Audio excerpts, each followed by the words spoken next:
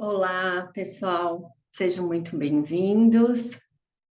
Estava meio sumida por aqui, mas agora vamos retornar aos nossos bate-papos.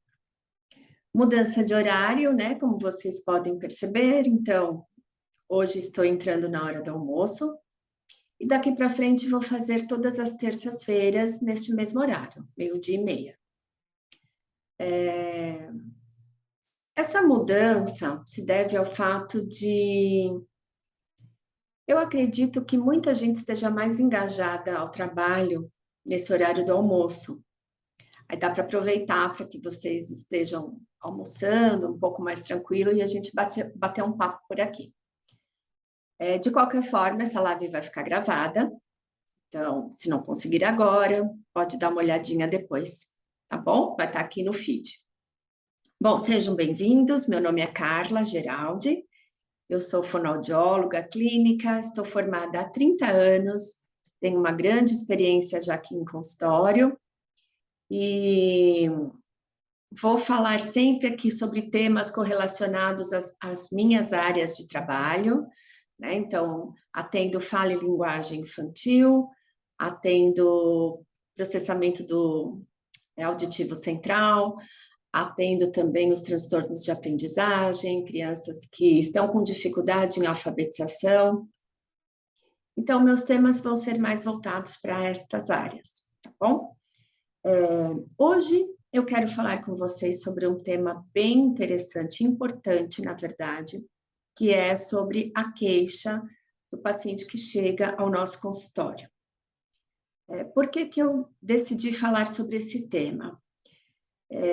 Eu acredito que quando a gente ouve com empatia a queixa que chega até nós, a gente consegue muito mais engajar esse paciente na nossa terapia, no nosso processo terapêutico. Não só o paciente, como a família do paciente, né? Então, eu acho que é bem importante a gente dar uma atenção especial para a queixa, porque é a partir daí que a gente já começa a criar o vínculo necessário para que tenha um engajamento bem forte, né, potente, que a gente consiga fazer um trabalho assim bem com envolvimento de todas as partes. Então vamos lá. Eu vou começar falando aqui com vocês exatamente sobre essa mobilização do paciente até o seu consultório. Então, quando o paciente chega até você, algo mobilizou para que ele vá até o seu encontro. Então, vamos imaginar que ele chegou até você, e nessa hora, assim, não exclusivamente fonoaudiólogos, né? Então, nós vamos perguntar: o que te trouxe até aqui?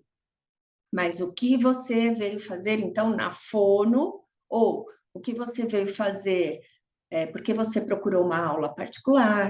Ou porque você procurou a psicóloga? Ou porque você está procurando uma psicopedagoga? Então, são questões, assim, importantes que eles trazem dentro deles, que o mobilizou a chegar até o nosso consultório. Então, é importante que a gente já comece com essa frase: o que te trouxe até mim? O que te trouxe neste consultório?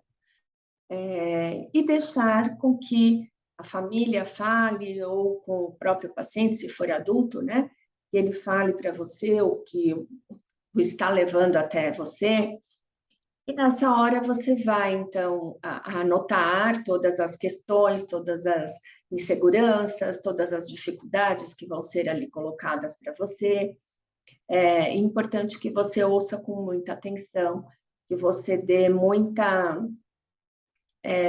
uma acolhida, né, para esse paciente nessa hora.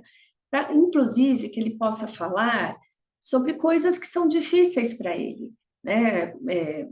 Colocar isso em palavras, ou dividir isso com uma outra pessoa, afinal de contas, ele não te conhece, né? Está te vendo pela primeira vez. Então, a gente deve levar em consideração que tem muitas questões que são difíceis de serem colocadas. Mas é importante que a gente acolha, que a gente dê espaço, né, para que esse paciente abra o seu coração nesse momento e fale para a gente tudo o que está incomodando, o porquê que ele chegou até nós. vamos pensar também que existem muitos pacientes que chegam até a gente e não sabem por que exatamente estão ali. São pacientes que às vezes são encaminhados, no meu caso, como fono, né? Vamos falar, um paciente que chegou no meu consultório de fonoaudiologia. Muitos podem ser encaminhados pela escola, podem ser encaminhados pelo pediatra, podem ser encaminhados pelo dentista, né? Se eu atendo a questão de motricidade orofacial. Mas eles não sabem exatamente o porquê, não veem essa necessidade, talvez, ou não enxergam como que o profissional pode ajudar em algumas questões. Então, é importante também que, neste momento, para esses pacientes que chegam até nós e não sabem exatamente o porquê, ou não sabem exatamente o trabalho que nós realizamos, que a gente possa fazer essa explicação. É a clássica fala do paciente, né, que chega para a gente e fala assim: olha, o dentista mandou eu vir aqui, mas na verdade eu não sei muito bem o porquê. Ou então, o pediatra pediu para procurar fono, porque acha que ele está falando errado, ou porque acha que ainda não está falando e deveria falar. Mas eu não acho que é normal, acho que todo mundo está entendendo. Então, assim, quando a gente percebe que os pais ou o paciente não compreendeu o porquê ele está ali, é agora, nesse momento, que a gente deve colocar, explicar o nosso trabalho. Então, para que a gente tente descobrir, tirar um pouquinho desses pais, né?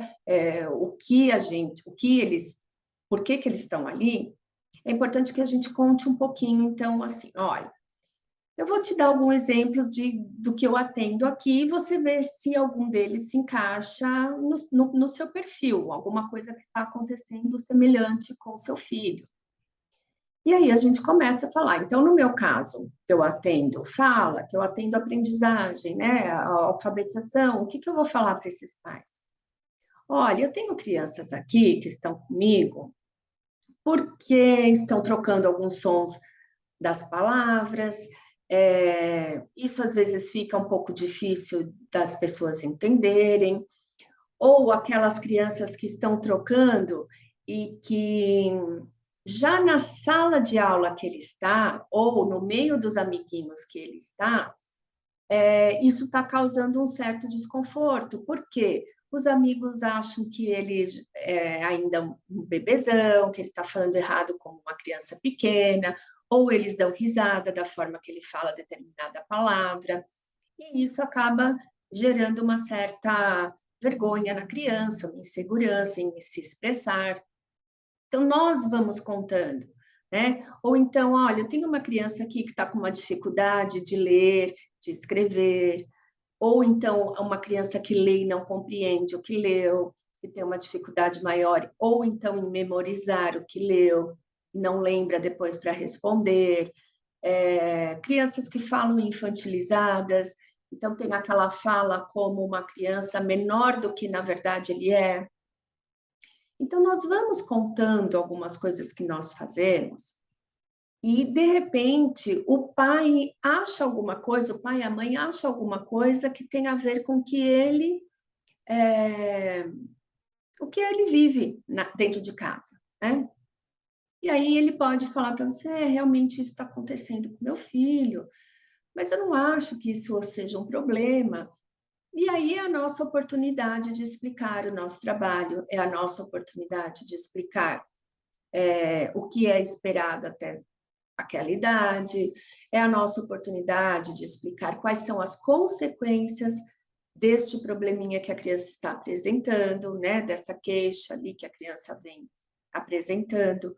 Então, dessa forma, a gente consegue, inclusive, já sensibilizar essa família, né, para a necessidade de um atendimento, para a necessidade de um tratamento especializado, com um profissional adequado. E outra coisa que nós também já vamos tendo a oportunidade de ver com essa família se realmente somos nós os indicados para atender esse caso.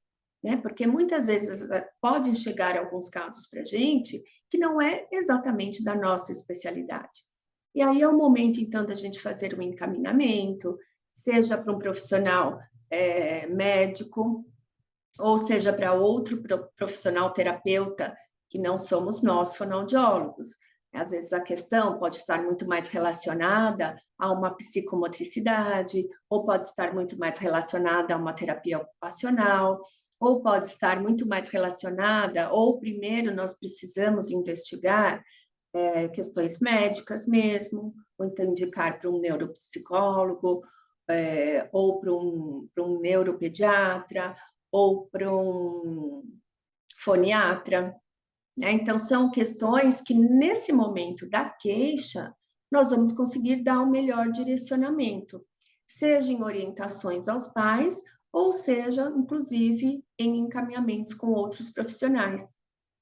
Então, é agora que é o elo que a gente faz, sabe, com o paciente, assim, nessa primeira consulta onde ele fala sobre a queixa, é agora que a gente vai fazer esse vínculo com o paciente. Quando a gente parte para essa questão de sensibilizar aos pais, também é importante, vamos imaginar que os pais chegaram até mim e trouxeram uma questão, então, de uma dificuldade, um atraso na fala do paciente, né, da criança. Ótimo, então, muitos pais chegam para nós e falam assim, olha, eu percebo que ela não fala, o que ele não fala, por preguiça, porque ele entende tudo o que está acontecendo, mas ele tem preguiça para falar. Ou então, os pais que chegam e falam assim, olha, ele tem uma preguiça para ler, ele não é que não consegue ler, mas ele é preguiçoso, ou ele é preguiçoso para escrever, ele não quer escrever. Então, quando chega para a gente essa questão da preguiça, é importante que a gente faça uma leitura diferente dessa dos pais, né? A preguiça, numa criança, não existe.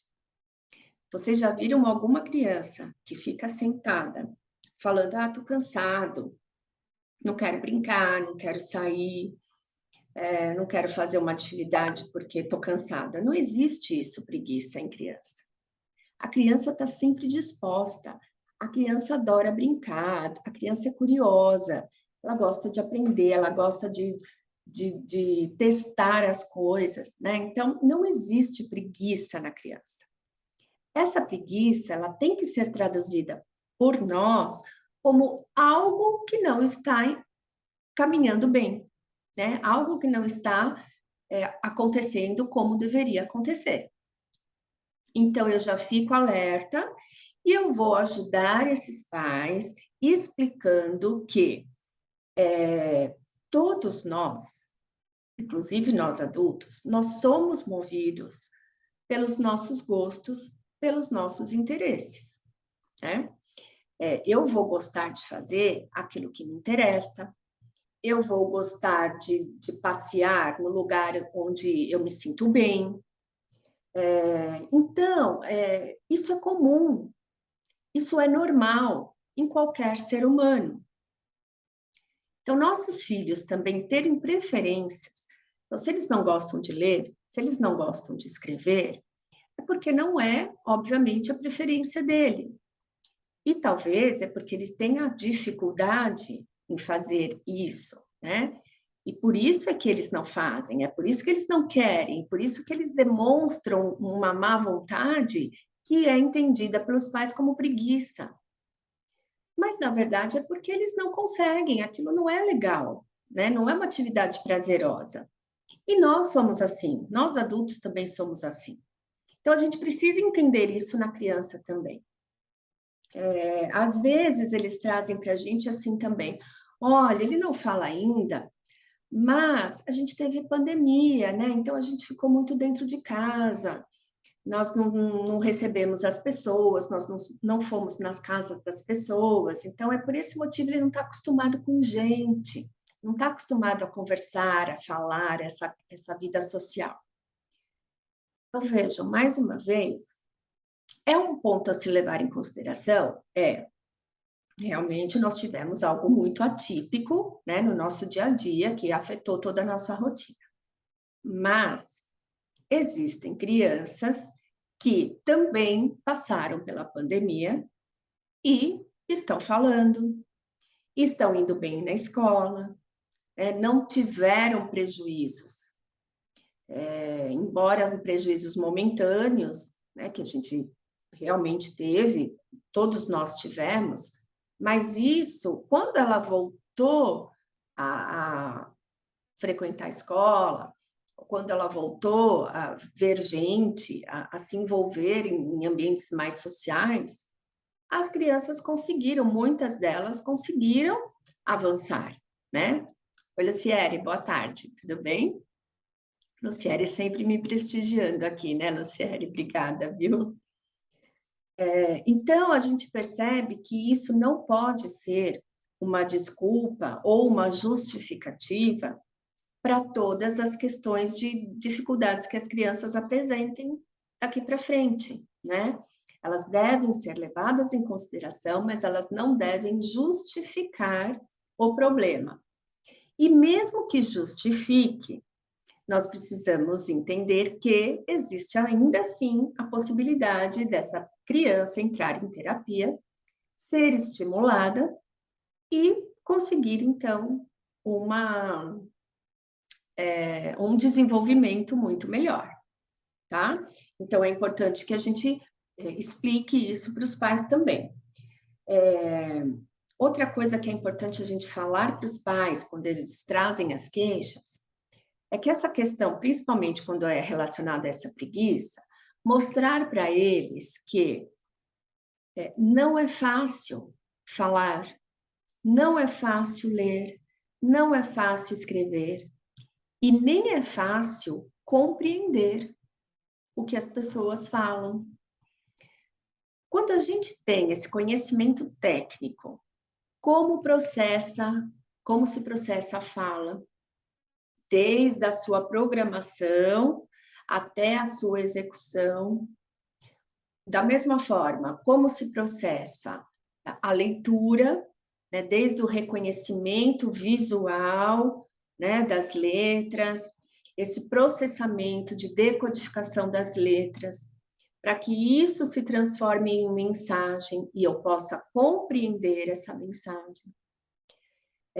Quando eu estou falando em escrita, da mesma forma, como que eu escrevo? A partir de algo que eu tenho já bem estabelecido oralmente, então eu consigo, através do aprendizado da minha fala oral, eu consigo relacionar isso a um som. Este som corresponde a uma letra, e essa letra junta com outras para poder fazer o som de uma palavra, né? Da palavra a uma frase. Mas isso eu preciso de coerência, eu preciso entender o significado primeiro da palavra, eu preciso saber fazer essa correspondência som e letra para eu poder escrever. Eu preciso, então, saber, né, o significado, eu preciso saber as regras da língua, para que eu saiba como escrever essa palavra. Quando eu vou compreender algo, né, que chega para mim, uma mensagem auditiva, uma ordem, ou alguém lendo alguma coisa para mim, eu preciso reconhecer esse som como o som da fala. Eu preciso reconhecer que isso tem um sentido também, né? O que quer dizer, ou seja, o significado dessas palavras, como elas se relacionam com o contexto.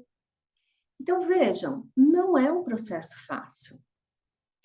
Para a gente que está tudo bem, eu quero falar, eu simplesmente venho aqui, tenho o tema, abro a minha boca, vou falando, vou imaginando tudo que eu quero falar e parece muito simples.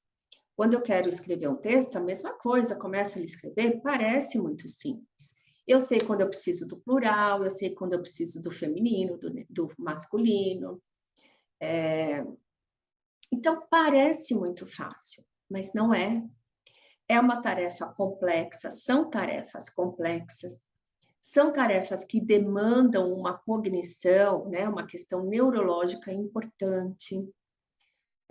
Então, não é simples para a gente dizer só que é uma preguiça, né? A gente precisa entender os passos, todos os processos que são envolvidos nesse tipo de aprendizagem, nesse tipo de tarefa, para que a gente consiga, então, explicar isso para os pais e sensibilizar eles que isso não é uma tarefa fácil.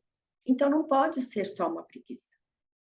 Ou então, que ela é uma tarefa tão complexa que olha o porquê de precisar de um profissional especializado para atender essa demanda. Então, é dessa forma que a gente consegue ir esclarecendo, né, para os pais, mostrando para eles a importância do nosso trabalho e, por que não, valorizando também o nosso trabalho. Porque quando a gente mostra todo esse nosso conhecimento, né, quando a gente mostra que a gente sabe do que a gente está falando, então eu entendo de fala, eu entendo de linguagem, eu entendo de processamento auditivo central, eu entendo de aprendizagem, eu sei como o cérebro aprende.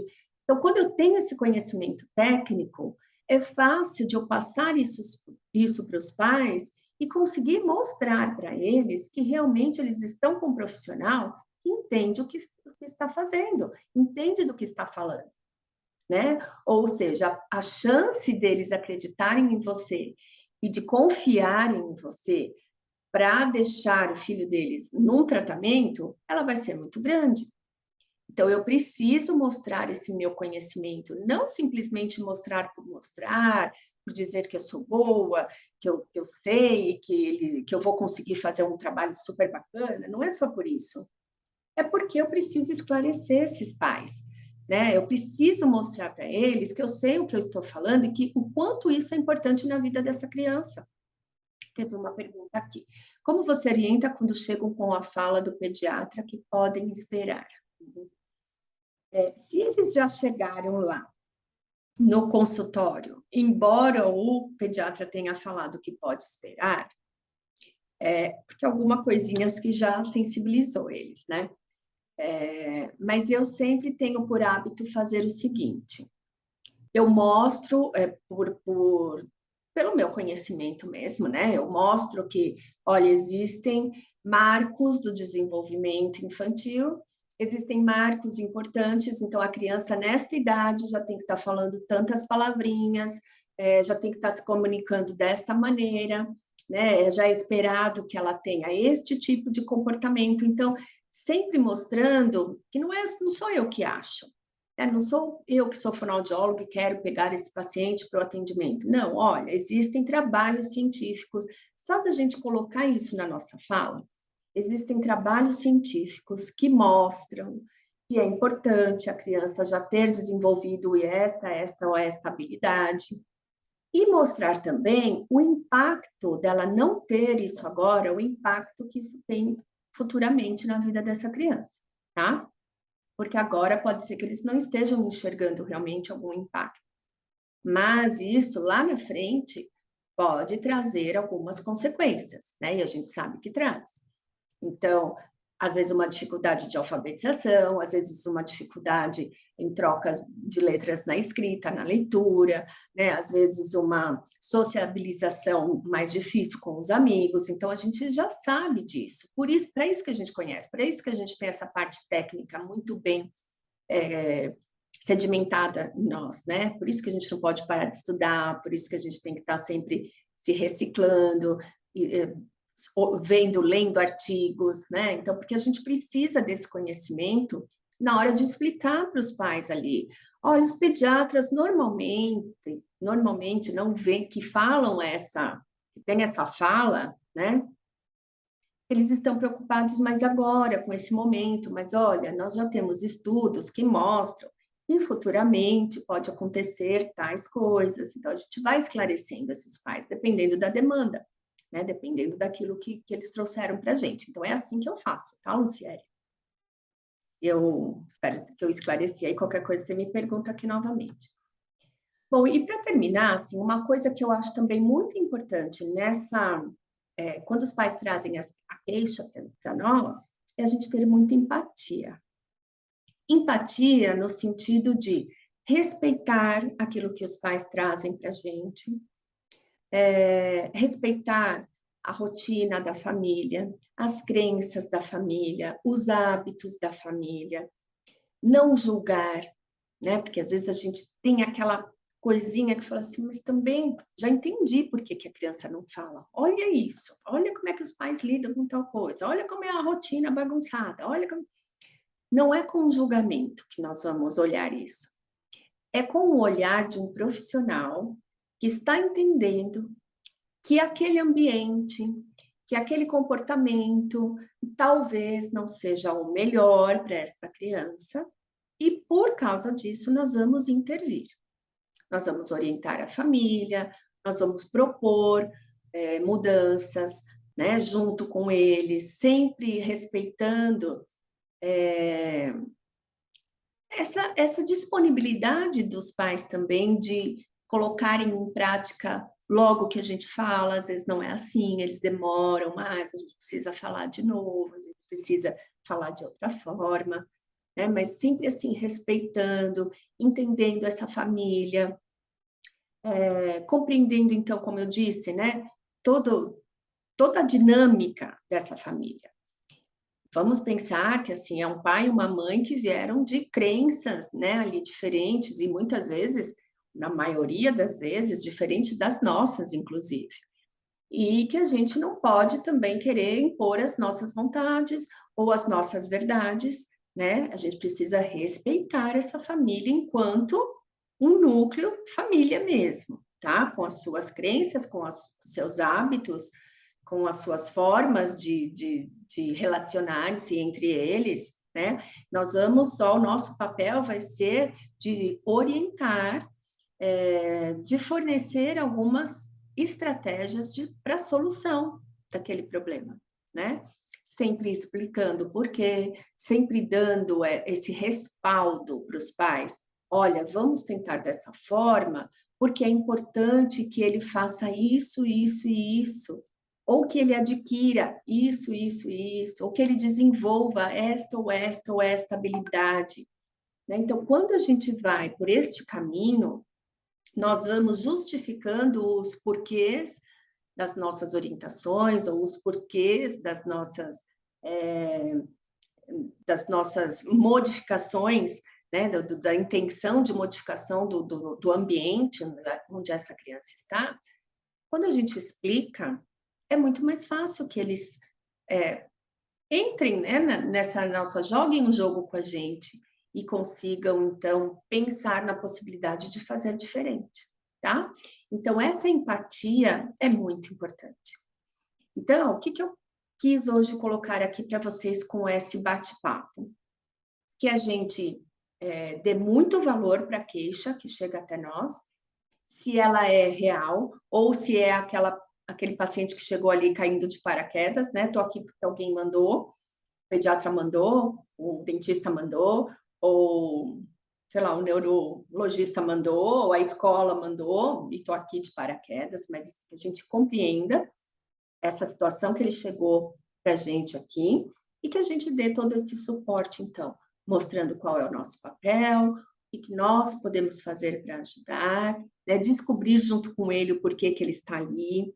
Então, é nosso papel também de ir, né, tentando, através de perguntas ou de exemplos de coisas que a gente faz, a gente vai trazendo um pouco para essa realidade, assim, qual é o trabalho da fono e talvez o porquê dele estar ali, e estar sempre muito próximo com essa empatia, tá bom?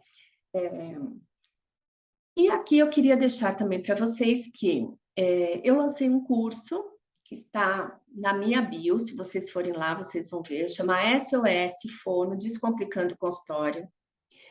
Este curso está muito relacionado pensando nesses aspectos que eu falei para vocês. Assim. Eu não vou dar para vocês, nesse curso, conhecimento técnico da fonoaudiologia, né? Não é para ensinar vocês a tratar alguma coisa, não é para ensinar vocês estratégias de como fazer para determinada coisa, mas são estratégias para que você monte o seu, o seu método de atendimento. O seu método de atendimento vai te ajudar a você ter mais segurança no seu atendimento, a você mostrar para os pais, inclusive para as famílias, a sua autoridade profissional e para que você se realize na sua profissão.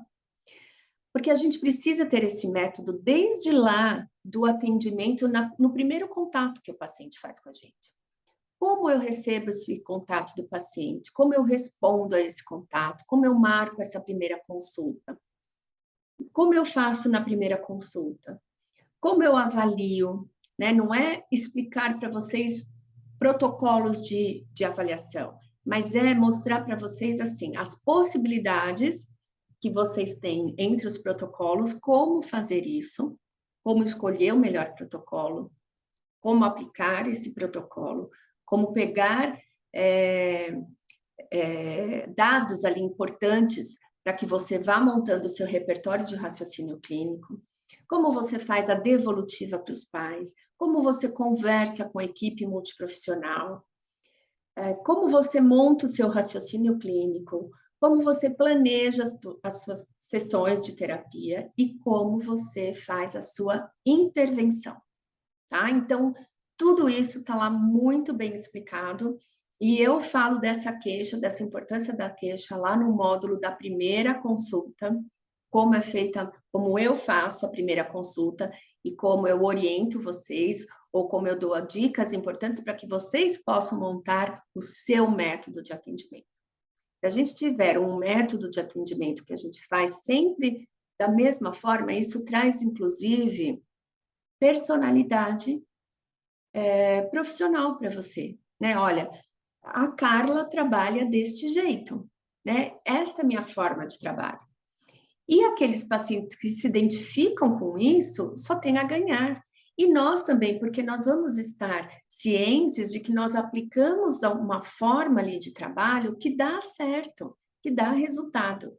Então, eu convido vocês, dá uma olhadinha lá na minha bio, dá uma olhada no curso, vê todos os módulos que estão lá, tem bônus para vocês, tá? Bônus de uma aula com uma pessoa que trabalha com marketing digital e que ela vai dar dicas exclusivamente para profissionais fonoaudiólogos, né? Como fazer com as redes sociais. Então, assim, dê uma olhada lá, que vocês vão ver que está bem bacana esse curso, tá bom? Então, obrigada por estarem aqui comigo. Nós nos vemos na próxima terça-feira, ao 12:30, com mais um bate-papo aqui entre nós. Aproveite seu almoço, almoce comigo.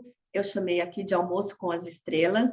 As estrelas são vocês, tá bom? Então, estou à disposição para que vocês façam perguntas, para que vocês mandem depois até assistindo mais tarde essa gravação, me mandem aqui e obrigada pela participação, por prestigiarem aqui o meu trabalho, tá bom? Um beijo e até a próxima, se Deus quiser.